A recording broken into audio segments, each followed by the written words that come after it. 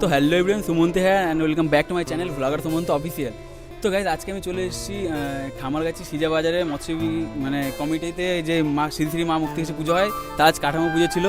তো সেখানে আজ আমি এসেছি। তো যেহেতু এবছর 75তম বর্ষ অতিক্রম করলো, তো সেই হিসেবে কিন্তু খুব ধুমধাম করে এবছর অনুষ্ঠান হবে। তো ইতিমধ্যে কিন্তু প্যান্ডেল সব শুরু হয়ে গেছে, আর সবে মাত্র পুজো কাঠামো পুজো কমপ্লিট হলো, আর অঞ্জলি দিলাম। তো যেহেতু এবার অনেক অনুষ্ঠান আছে তো সেই জন্য আজকে রিতমদার কাছ থেকে জেনে নেবো পুরো এই অনুষ্ঠানটার ব্যাপারে। তো চলো রিতমদার সাথে কথা বলা যায়। আজকে চলে এসেছি এই যে খামারগাছি মা মুক্তিকেশী মন্দিরের মায়ের সামনে। এটা আমাদের মন্দির। এবছর আমাদের যে 75তম বছর আজকে চালু হয়েছে। আজকে মায়ের কাঠামো পুজো ছিল। ও আজকে অনেক মানুষের সমাগম হয়েছে।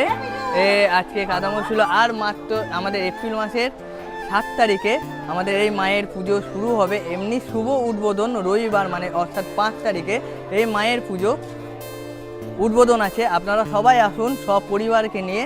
আর প্রচুর মানুষের সমাগম হয়, আর প্রচুর প্রাচীনতম এই পুজো আমাদের। দেখতে দেখতে আমাদের মা 75তম বর্ষে পদার্পণ করেছে। সবাই আসুন সকলের মিলে।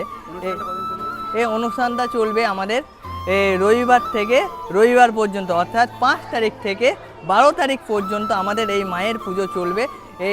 এরপরেও আছে নারায়ণ সেবা, নরনারায়ণ সেবা, মায়ের ভোগ বিতরণ। প্রচুর মানুষের সমাগম হয়, প্রচুর মানুষ আসে পুজো দিতে। মানসিক পুজো বা এমনি পুজো দেখতে হলেও এই পুজো আসবেন দেখতে। তোমরা তো পুজো বা প্যান্ডেল সমস্তটাই দেখলে, ঠিক আছে, আর কাঠামো পুজো সমস্তটাই তোমরা দেখলে। তো এবার রিতমদার কাছ থেকে জেনে নেবো যে এই পুজো এই পুজো মণ্ডপে তোমরা আসবে কি করে বা কোথা থেকে আসবে, ঠিক আছে?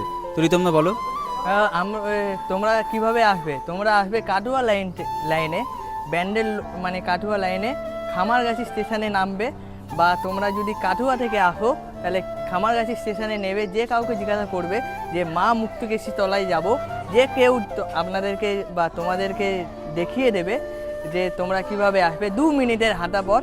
আর এছাড়াও আমাদের রবিবার থেকে রবিবার পর্যন্ত পুজো চালু আছে। আর যেহেতু এবছর 75তম বর্ষ, তার জন্য আমাদের মঙ্গলবার দিনকে পুজো, আর এপ্রিল মাসের 7 তারিখে পুজো, আর 5 তারিখ থেকে উদ্বোধন।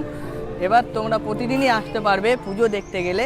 আর খিচুড়ি খাওয়ানো আমাদের 9 তারিখ বৃহস্পতিবার দিনকে খিচুড়ি খাওয়ানো আছে। এছাড়াও আছে 2 দিন বিচিত্রা অনুষ্ঠান, বড় বড় শিল্পী সমন্বয়ে আমাদের আছে। আর রবিবার দিন অর্থাৎ 12 তারিখে আছে আমাদের মায়ের নিরঞ্জন। আপনারা সবাই আসবেন, তোমরাও এসো, খুব আনন্দ হবে। না আসলে মায়ের মহিমা আর মায়ের রূপ আপনারা কেউ দেখতে পাবেন না। অবশ্যই এসো।